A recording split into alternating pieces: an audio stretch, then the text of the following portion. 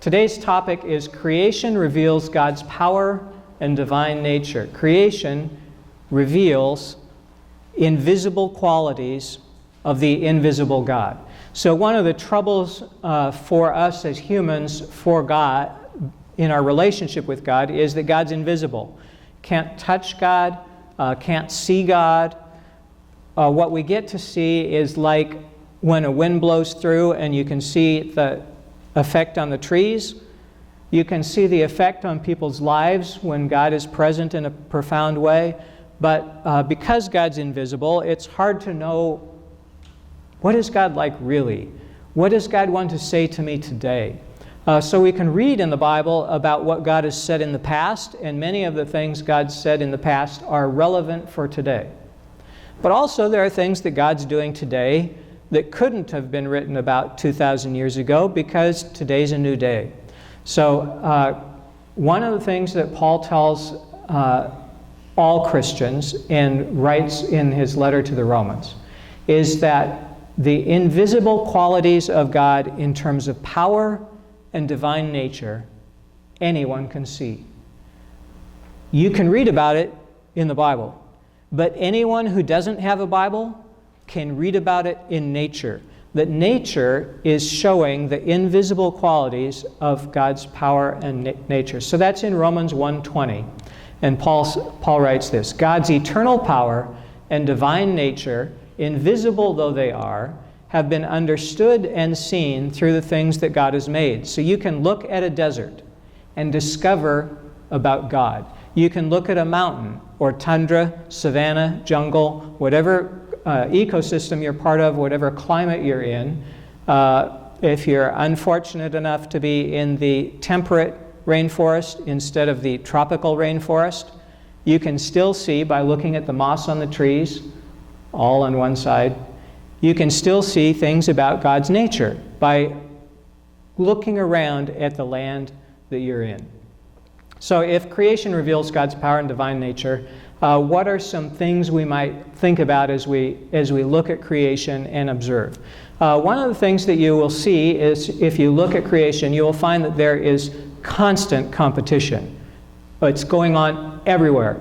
And my eyes were really open to this in the Everglades, looking at a little lake where there was a frog swimming. And I was looking at the frog, and while I watched the frog, a fish ate it. And 10 seconds later, while I was watching the fish, a bird ate the fish. And that just brought it home to me. Everything here is eating something. And if I had the reference, I would have brought it. But there's a book that I read recently that talked about the early history of computers and the internet, and it just named corporate names that, for those of us who lived through that era, are as familiar as Kodak or Montgomery Ward or some of the other businesses that were giant in their day and now are either completely collapsed or just a shell of what they were. The competition that you can see in the Everglades by a frog getting eaten, by a fish getting eaten, by a bird getting eaten, by a crocodile perhaps, that's going on with ideas consuming each other. It's going on with systems of thought, as well as political patterns. It's going on with corporations. Intel may have so far devoured a number of other corporations, but that doesn't mean that Intel gets to stay at the top of the food chain in 10 years from now. There's intense competition if you look at nature, and so that ought to tell you something about God if Romans 1:20 is correct. So one of the things, besides the constant competition, you find that everything is interconnected. Because everything's eating something, everything's dependent on things. And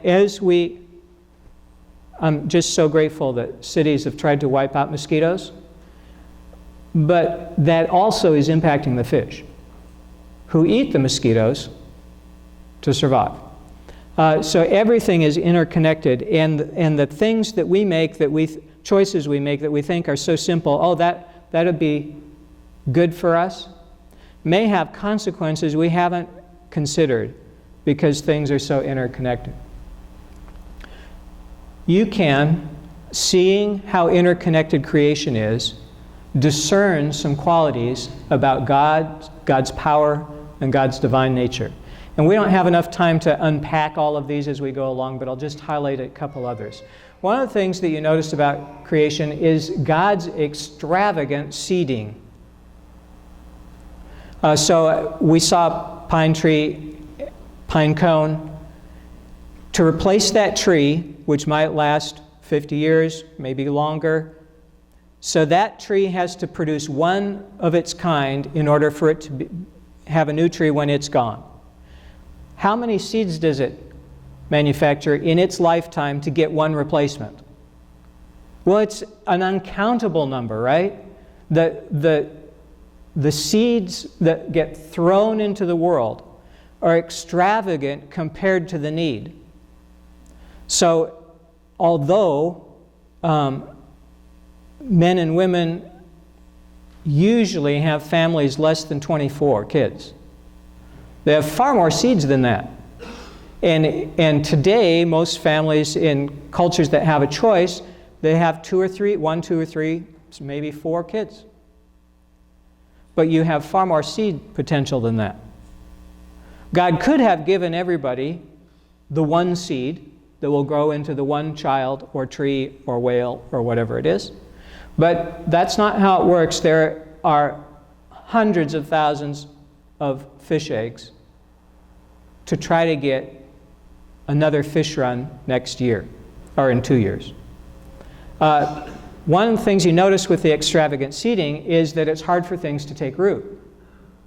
So if you have a bad idea, sometimes you might just accept it right away. But most of the time, ideas take a while. Hey, we should go down and do this. No, that's bad. We should go down and do this. No, I told you, that's bad. We should go, and after a while, it might take root. But the reason there are so many seeds is because, one, it helps the chickmunks and the squirrels in terms of the pine cones. Some people or some animals use those seeds for food and fuel, but also because it takes a lot to get one seed to take root, which anybody who's helped us with our garden out there, which is pretty much on its own right now, but the first 3 years, it was a daily thing to go out there and try and get stuff to grow. And eventually, it took hold. But it took a lot of work before anything took hold. Right now, we've got a neighbor who's coming by and planting in our dirt patch. And it doesn't look like a dirt patch anymore. And we'll see after the rains quit. I don't have a lot of confidence for that patch of dirt, but something's going to take root. You can, by observing nature, find out things about God. One of the things you find out about God as you look at nature is that nature is designed to bet on the system, not the individual. The human race is far more likely to survive than you are. That's the crass way of putting it. So all of us as individuals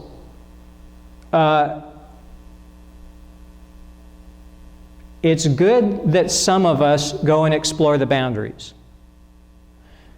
even though we'll likely die in the attempt.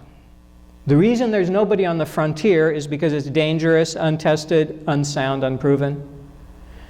But when there's a shift, an ice age or you need to have somebody who's tested at the boundaries to say, Madame Curie, as a for instance, didn't know about radiation poisoning when she was exploring the boundary that she was working on. But because of her exploration, we have a lot of opportunity that's open to us. So we need individuals who are going to die in the attempt of bringing some new revelation. But the system itself, it's designed for the preservation of the whole, not the preservation of individuals. Individuals are important as they help preserve the whole.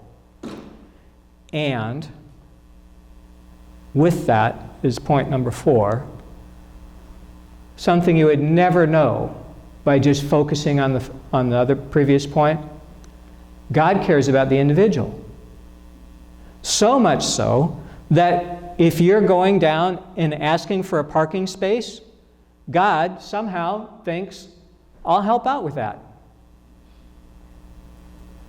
I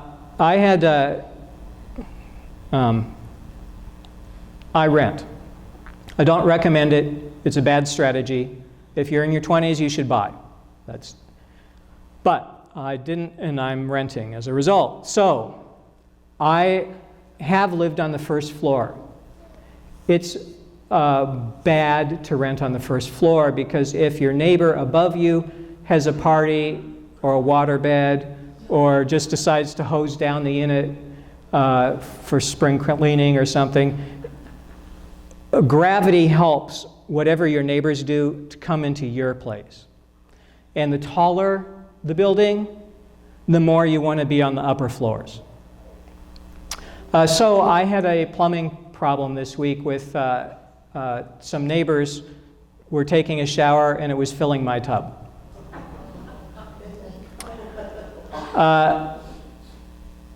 So I called and the person came in and was hand cranking the snake, and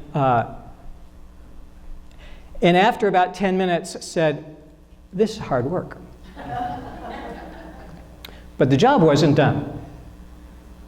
So 20 minutes later, he was still cranking. It was hard work after 10 minutes. It wasn't easier after 30, right? So it's been hard work. Finally, it got unclogged. I said, "Wow, what did you do?" He said, "I prayed." And I thought, wow, I had out my plunger at 10 p.m. and I tried plunging it for 10 minutes. I didn't get frustrated enough to think I could have prayed. But it might have worked. There are many of us who are going about our daily business not involving God in it, when it would be great if we just said, "God, what do you think about this? Well, am I on the right path? Would this be helpful? Can you unclog this for me?"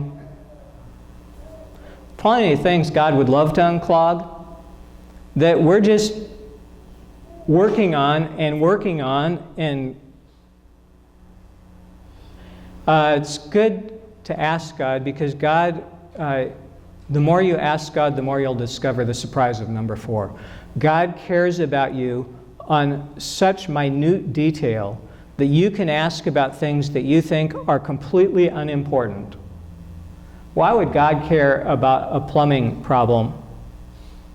But if you care about it, God loves you so much that God cares about the things you're concerned about.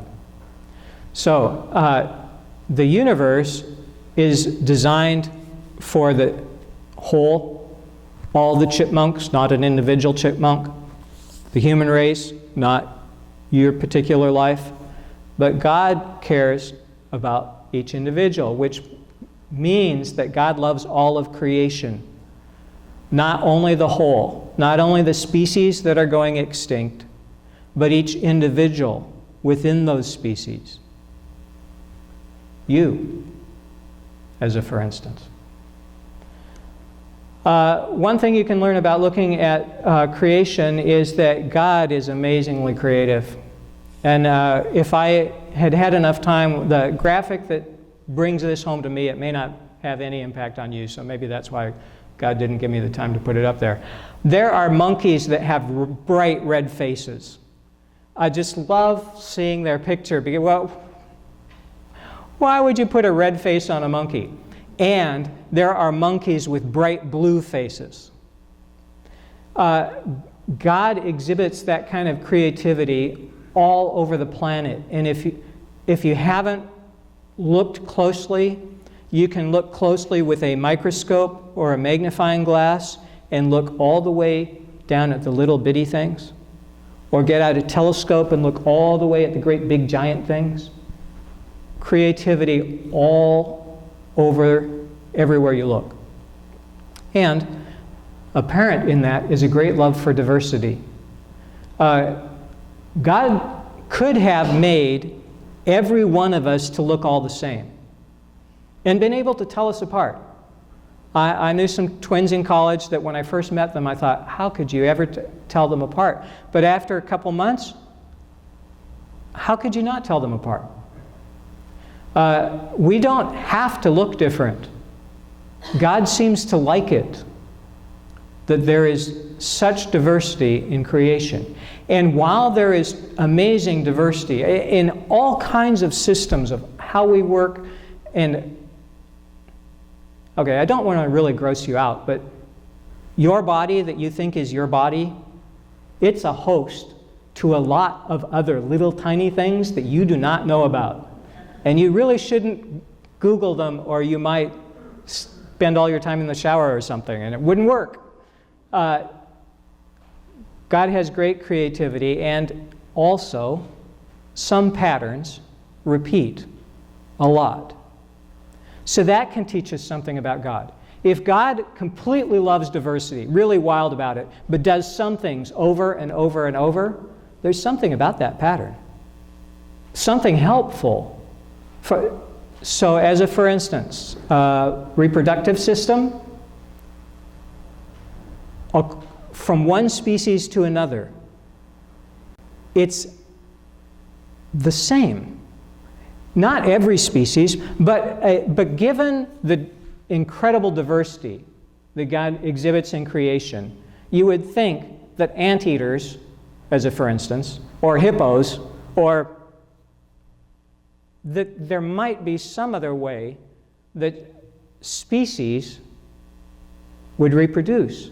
But because it is so consistent across, it's not every species that's like that. So it's interesting to pay attention to some of the diverse ones and say, what's going on there? But because the pattern is so consistent, it tells us something about God. That the attributes of being male and the attributes of being female, when they come together, it produces life. That tells us something about God. The beginning of Genesis says God created males and females in God's image.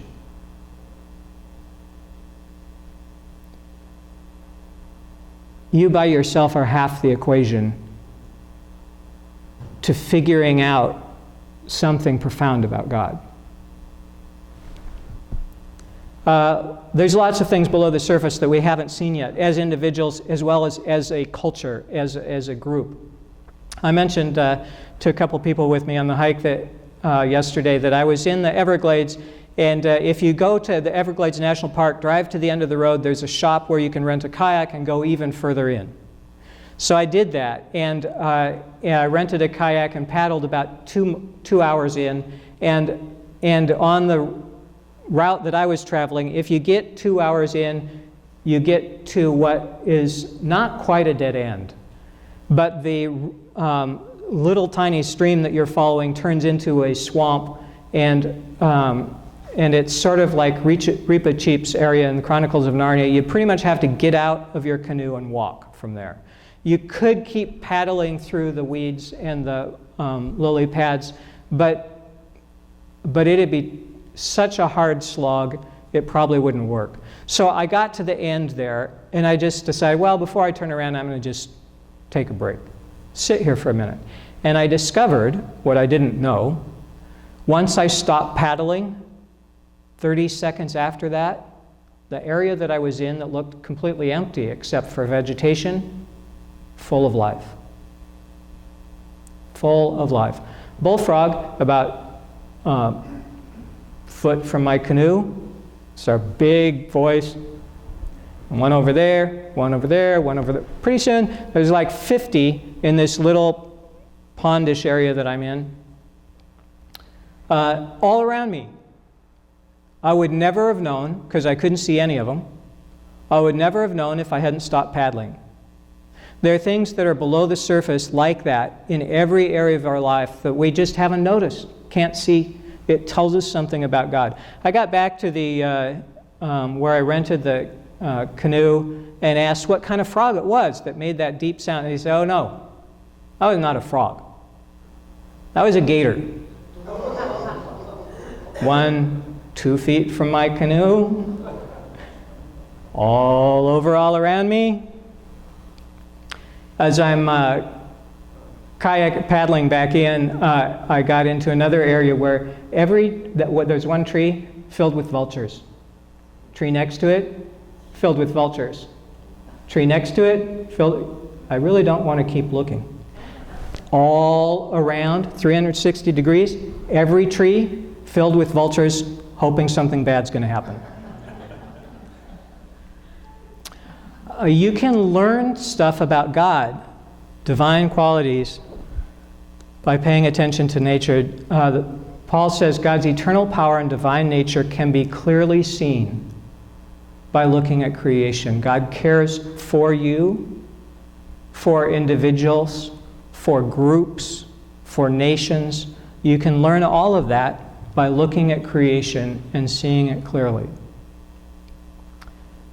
Even people in cultures that cannot speak the name of Jesus, in cultures that cannot name the name of Yahweh, the God that we serve, they can know about God by looking at creation. We're going to take a moment for prayer.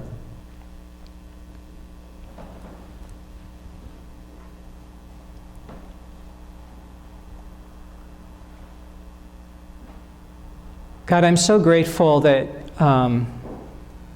you plant such mystery even in the midst of what might seem ordinary. That a trip to the beach can reveal something about you to us. Looking in the tide pools, poking in the streams. We can not only see what's there, but we can also intuit, by seeing what's there, we can intuit what you are like. That you love us, that you're extraordinarily creative, that you love diversity, and therefore must be able to take the parts of us that we wonder about. Thank you that we can see your nature by looking at nature. And we ask that you open the eyes of people around the world so that they can see your great love and understand your great mercy and accept your provision for them. We thank you and we praise you. Amen.